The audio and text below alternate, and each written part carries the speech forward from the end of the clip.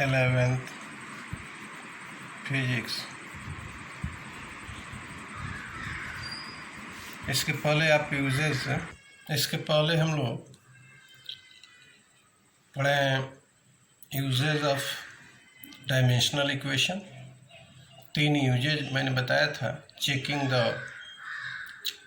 Accuracy of various equations, या इसी को कहते हैं checking the dimensional consistency of equations. दूसरा था conversion of one system of units into another. तीसरा था deducing relation among the physical quantity. और हमने प्रिंसिपल ऑफ होमोजेनिटी में बताया था कि प्रिंसिपल ऑफ होमोजेनिटी यह कहता है किसी भी इक्वेशन के दोनों तरफ जो पावर्स होते हैं, अर्थात जो डायमेंशन होते हैं क्वांटिटी का, वह सेम होना चाहिए। उसी आधार पर हम लोग किसी भी इक्वेशन का एक्यूरेसी चेक करेंगे। उसका एग्जाम में आता है uses the dimensional equation with write its applications with example। तो एग्जाम्पल के साथ इसको बताते हैं कैसे चेक करेंगे। पहला है एप्लीकेशन का, ये यूजेज का, ये checking the accuracy of various, checking the accuracy of various formula, various equation और फार्मूला।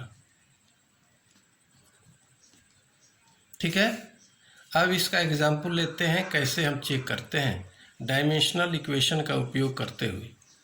जैसे कि फार्मूला है S बराबर ut plus half AT², where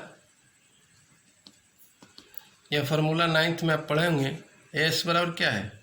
distance है। u बराबर क्या है? इनिशियल वेलोसिटी है।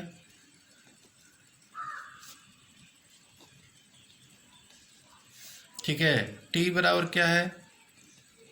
टाइम है। a बराबर क्या है? एक्सेलरेशन।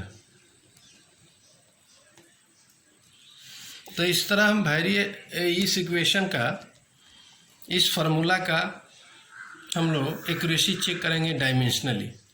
अगर इधर s है, अर्थात डिस्टेंस का अगर डायमेंशन जो आएगा, इधर भी इक्वेट करने पर डायमेंशन वहीं आना चाहिए, तब यह डायमेंशनली करेक्ट है। अब देखो, अब यहाँ जो टर्म है दोनों लेफ्ट साइड और राइट साइड में इक्वेशन के फार्मूला के, उसका डायमेंशन हम लोग लिखते हैं। जैसे डायमेंशन मैंने लिख दिया, डिस्टेंस है s, l होगा। फिर है यहाँ वेलोसिटी, तो वेलोसिटी का आप जानते हो LT इनवर्स 1 होता है। फिर इसके प्रोडक्ट में है टाइम t, तो टाइम t का t कैपिटल लिख दिए, हाफ यहाँ हो गया। फिर एक्सेलरेशन का LT इनवर्स 2, इधर फिर t है, तो डायमेंशन में हम लोग T² लिख दिए। अब देखो, फिर इसको कैलकुलेट करते हैं। यहाँ L और यहाँ t के पावर -1 है, और यहाँ t के पावर +1 है।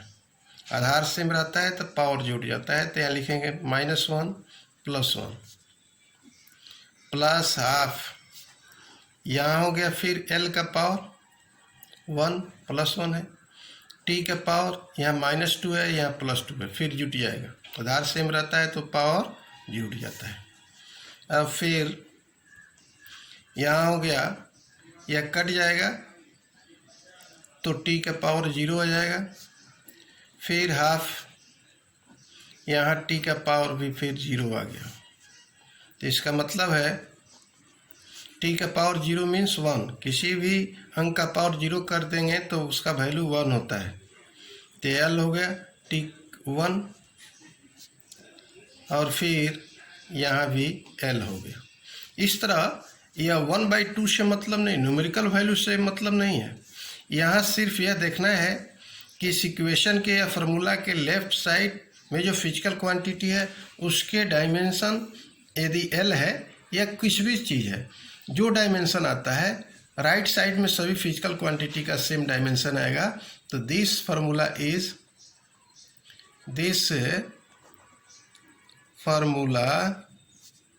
Is dimensionally correct.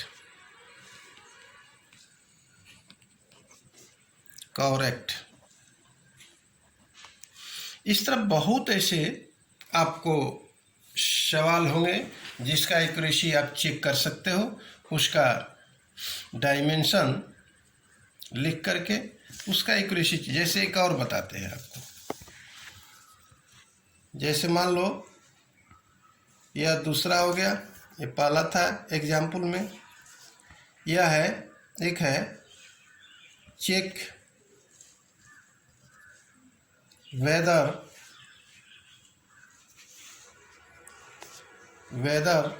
the given equation is dimensionally correct। जैसे आपको दे दिया half mv² that is kinetic energy और mgh पोटेंशियल एनर्जी के बराबर है। तो यहाँ क्या है, m मास है, v वेलोसिटी है, फिर यह m क्या है, मास है, g क्या है, एक्सेलरेशन ड्यू टू ग्रेविटी है, और h क्या है, हाइट है। तो पहले लेफ्ट साइड का हम लोग डायमेंशन ले लेंगे, फिर राइट साइड का देखते हैं बराबर आता है कि नहीं। अब लेफ्ट हैंड साइड बराबर कितना है, हाफ mv²। तो इसका डायमेंशन हम लोग लेते हैं, m के लिए कैपिटल M लिखेंगे मास के लिए, वेलोसिटी क्या है LT इनवर्स 1, और इसका पावर 2 दे दिया गया। यह हो गया half m L² T inverse 2 आ गया।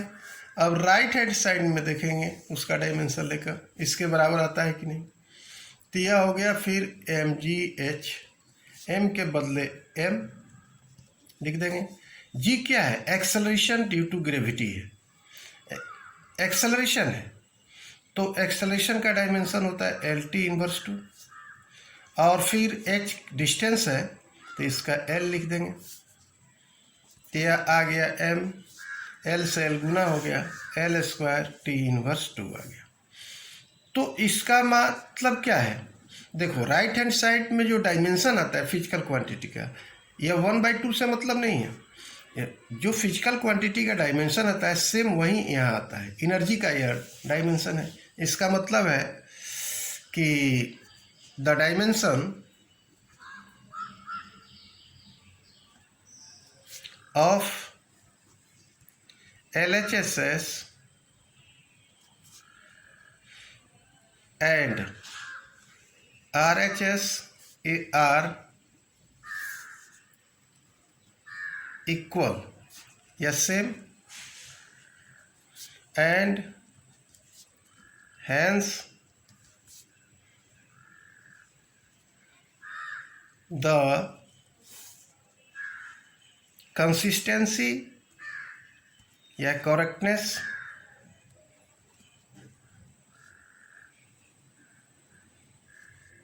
is verified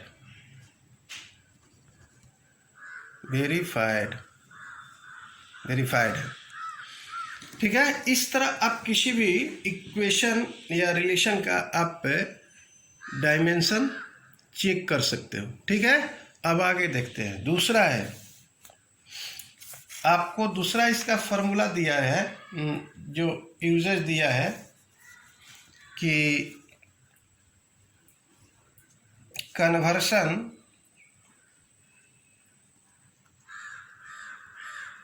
of one system of units into another system of unit। इसको हम लोग कैसे, अर्थात किसी फिजिकल क्वांटिटी का एसआई में यूनिट है तो उसको सीजीएस में चेंज डायमेंशनली कैसे करेंगे, या किसी भी फिजिकल क्वांटिटी का जब एक सिस्टम से यूनिट को दूसरे सिस्टम में चेंज करेंगे डायमेंशनली, वही चीज़ बता रहे हैं कैसे चेंज करेंगे। देखो, जैसे कि आपको हम पहले बता चुके हैं मेजरमेंट ऑफ फिजिकल क्वांटिटी में कि n u inversely proportional to u, where n is the numerical value of physical quantity, u is the size of unit।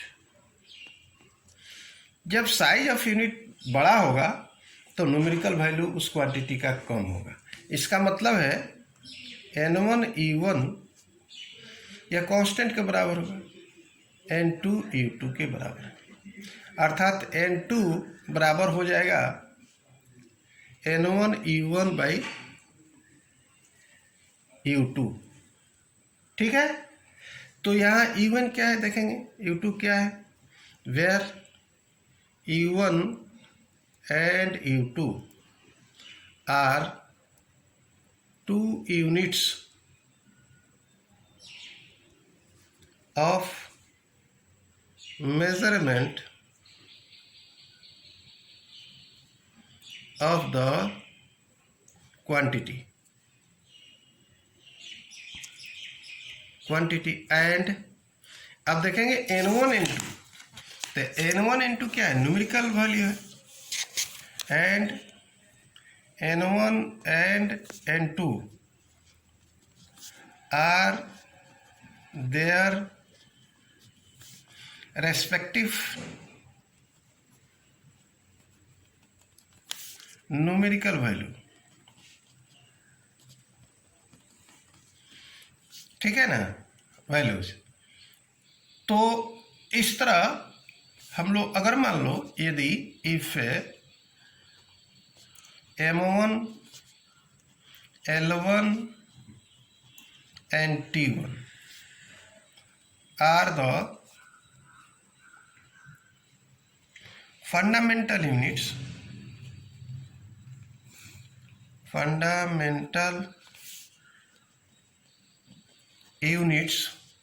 ठीक है ना, of mass length time in one system, एक system में, and m1 m2 l2 and t2 are the fundamental units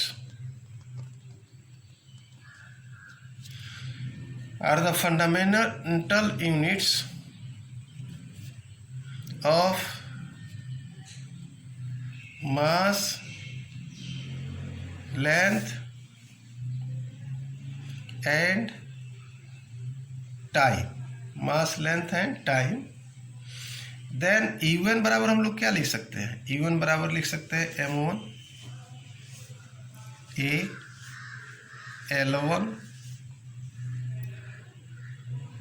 b t1 c। उसी प्रकार हम लोग u2 बराबर क्या लिख सकते हैं, m2 a l2 b t2 c। ठीक है, तब देखो अब इसमें वैल्यू हम लोग रख देते हैं कि n1 n2 बराबर क्या आया था हमारा, u1 n1 by m2 u2, तो उसके ये आया था n1 u1 बाई u2। अब यहाँ वैल्यू हम लोग रख देते हैं, तो n1 into m1 to the power a, l1 to the power b, t2 T1 to the power C। फिर U2 का वैल्यू हो गया M2 to the power A, L2 to the power B, T2 to the power C। कोई दिक्कत? अब देखो इसको अलग अलग कर देते हैं, तो N2 बराबर हो जाएगा N1। एक फार्मूला हमको प्राप्त हो गया। इस फार्मूला से आप किसी भी फिजिकल क्वांटिटी का यूनिट एक सिस्टम से दूसरे सिस्टम में डायमेंशनली चेंज कर सकते हैं। तो N1 बराबर हो गया हमारा M1 by M2 to the power A, फिर L1 by L2 to the power B, और T1 by T2 to the power C। तो यह चीज फार्मूला जो तुमको आ गया, अब यह फार्मूला ही तुमको केवल याद रखना है। कहाँ से आया इसलिए मैंने बता दिया। अब इस आधार पर हम बताएंगे कि कैसे एक फिजिकल क्वांटिटी का यूनिट एक सिस्टम से दूसरे सिस्टम में डायमेंशनली इजी वे में आप चेंज कर सकते हो। बताएंगे एग्जाम्पल देकर। फर्दर यह फार्मूला ही केवल याद रखना है। कहाँ से आया इसलिए इतना हमको करना पड़ा है। ठीक है, फिर नेक्स्ट वीडियो।